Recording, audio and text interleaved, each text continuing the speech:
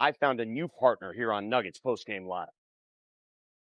What's up, my lady? Hey, has there ever been a game where Nikola Jokic and Jamal Murray each shot double-digit free throws and did not miss? Hey, cutie. Let me dig into that Jokic-Murray stat real quick. Shut up. Shut up. Nah, hasn't happened. Jokic has had a few monster free throw nights, like 18 for 18 against the Warriors back in 2023. But Murray rarely even cracks 10 attempts Yes. a game, let alone goes perfect at that volume. Their lines just don't overlap like that. Closest we get is Jokic dominating the line. All right, thanks, baby. That's all I need.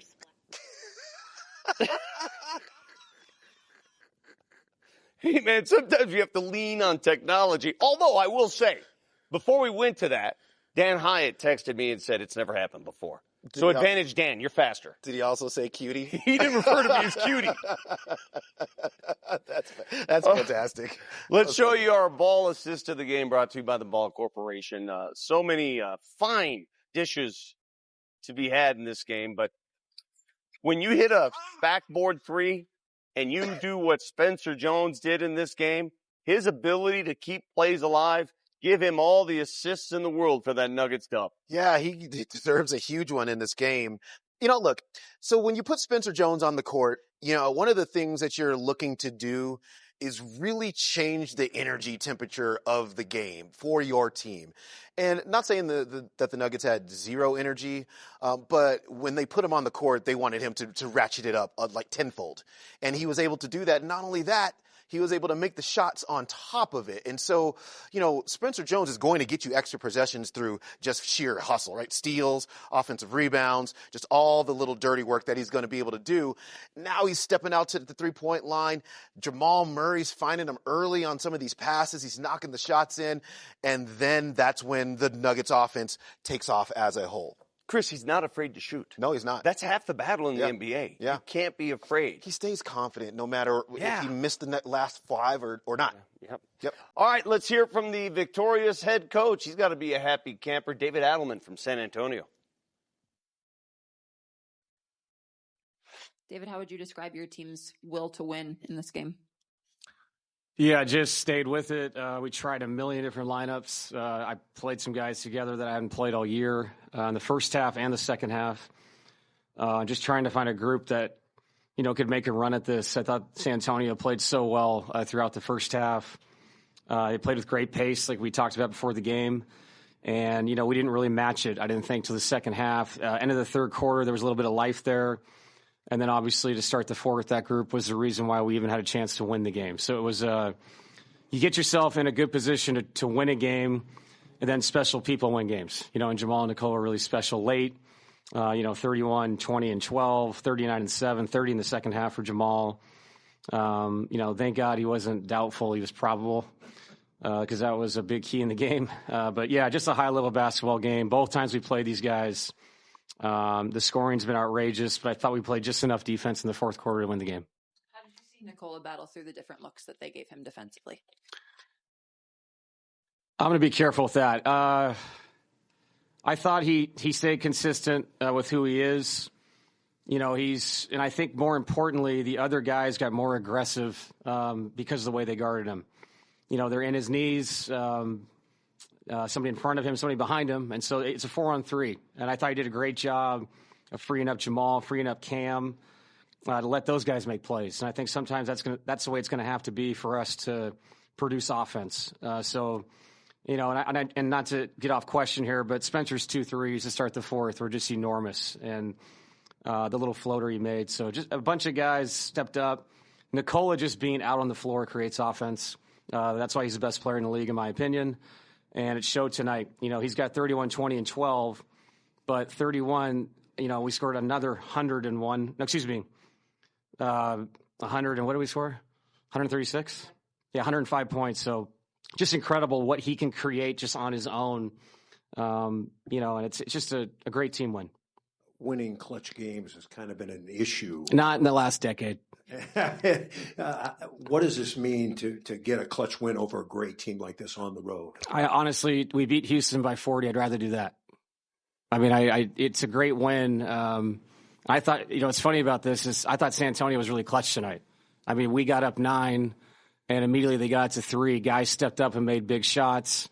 And I know San Antonio, they're going to say they didn't win a clutch game. I don't know. I thought they played really well at the end. So we've had those moments, too, where I thought we did a lot of good things, and the other team just made one more play, one more free throw, one more defensive stop. It's not really in my head, I'll be honest. I'm just trying to win games. I'd rather win a game like Houston than have to come back from 20 down. What's it like coaching Jamal Murray when he gets into that zone? Yeah, he's just so mentally tough. And, he was questionable coming down here. My thought process was he wasn't going to play. We already had a different starting lineup in place. Felt better, like we talked about before the game. He's just such a mentally tough guy. And I think the shot making was so impressive. He made a couple big threes, but some of the in-between shots he made, the floaters, the semi-post ups, and obviously 15 of 15 from the free throw line to close the game out is really special. He's just he's an all-star this year to me. He's an all-NBA player. Games like this prove it. How does the game plan change without Victor in the middle? I mean, defensively for them? For you all, attacking. Yeah, I mean, I think you'd be a lot more drive and kick. We'd probably shoot a lot more threes just because he's always there. He's one of the best defensive players ever already, in our game.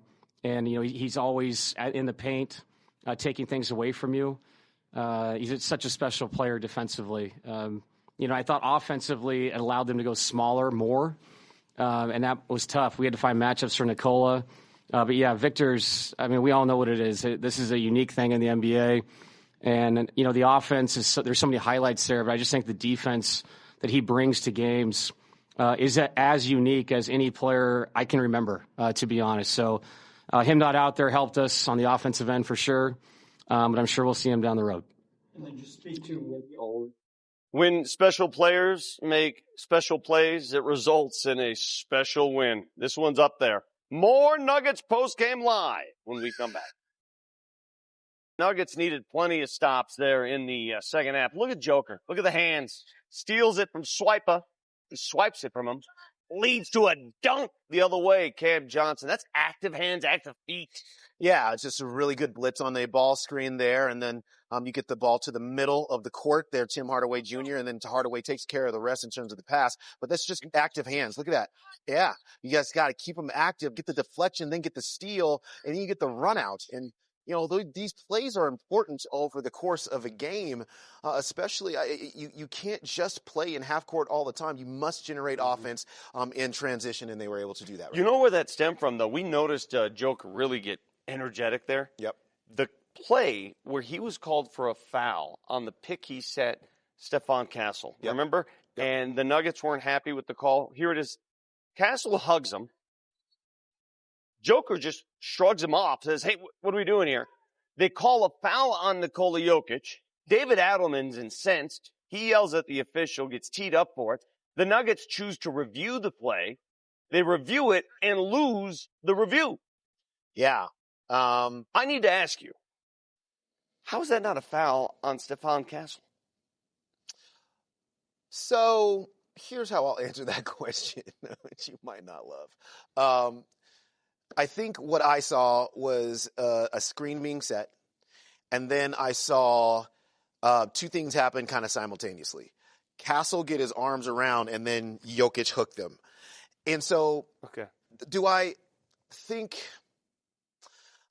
I understood why they held it up just because I don't know that they knew which of those. It happened so bang, bang. Yeah. So quick. Yeah, exactly right. But they're normally, they're not going to turn that down after they called it. After they called it. And especially after the coach gets a tee for yelling. Yeah. So the Nuggets might have been in a bad situation there after that technical foul.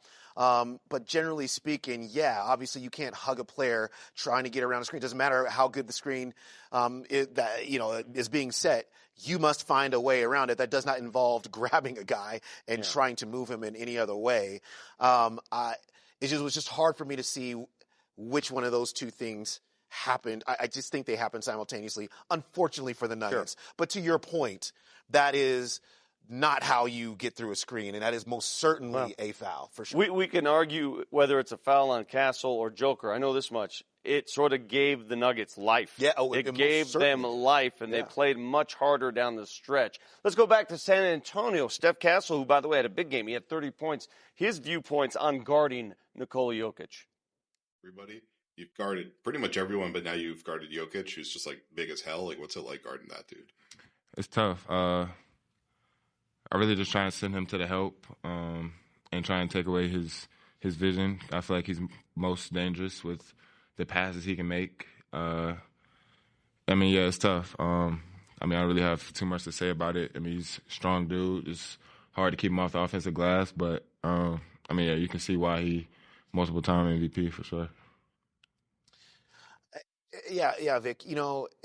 I know we talk about this a lot because a lot of teams are using smaller players, and in some cases they had to. Utah Jazz had to use smaller players. But you see the toll it does take on, we're kind of incensed about what we feel should be or should not be called in favor of Nikola. But you see the toll it takes on the smaller player. They get knocked around. That dude was out of breath. Yes, he's just like, I don't want to talk about it, man. That's why I think Joker, people knock him for it. That's why I think he purposely leans on these guys. If you're going to go low, where do you want me to go? I'm going to lean on you. Vic, you have to. And you teach your big men this because you cannot let smaller players just do whatever they want without dishing out a little punishment to them, just to let them understand that if this is where you want to live here today, then this is the kind of punishment that you're going to take, or you can take a different defensive matchup, or you can just be a little less physical. Jokic, I see him on the court. He takes his shots where he can get them. He lands on players when he can land on them. But I do wish for him, because I think he'll see a lot more of this smaller players, that he gets it just a little bit lower so he can root them out a whole lot better. Because when you're standing straight up and down and the person is lower than you, all they're doing is playing around your knees, chopping you down from there. You're off balance kind of half the time. So just subtle adjustments in some technique. You want him to play limbo? Is that what you're looking for? Low man wins in basketball. Low man wins. When we come back, we'll head to the Nuggets locker room, get their thoughts on tonight's rally. Nikola Jokic, 26th triple-double of the season, 31 points, 20 boards, 12 dimes. From San Antonio, no Wemby for the Spurs.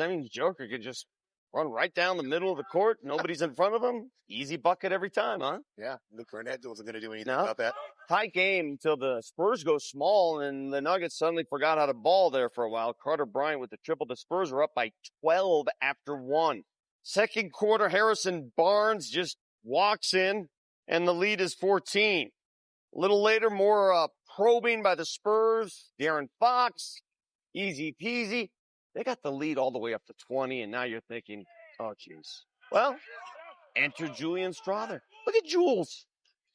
He played really well. He came in, and he actually changed some energy when he got on the court as well. Sure did. Snakes his ways to the rim right there for the layup. Cuts it to 12. Spurs put out that fire in a hurry. More threes? Yeah. Devin Vassell. The lead is back to 20. All right, Nuggets need half. They need a halftime, get a break, catch a little time to figure things out. They rally, though. Joker from downtown cut the lead to 9. Very nicely done. A little later, Cam Johnson off the window. Got it down to 5, Chris. Then the Spurs heat up again. That's what they do. That sneaky Fox. My goodness, is he good. Yeah, he's improved as a three-point shooter, and he put it on display right there. They're up a dozen going to the fourth quarter.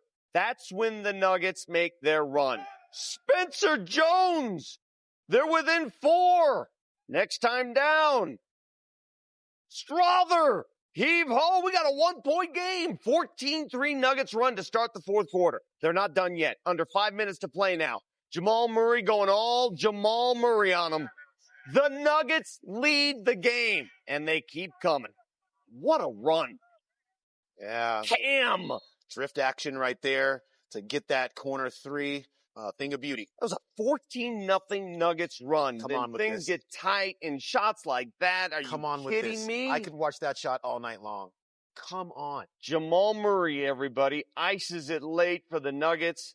Sorry, Wemby, you didn't play and probably could have made a difference, but the Nuggets will take that dub. 136-131. The 3-point disparity was awful in the first half, but the Nuggets shot the ball so much better down the stretch. Yeah, they got that back together. So the final numbers there look a little bit different than how it played out, to your point, over the course of the game. And the free throw line, I mean, you're just able to, you're able to stay aggressive in a game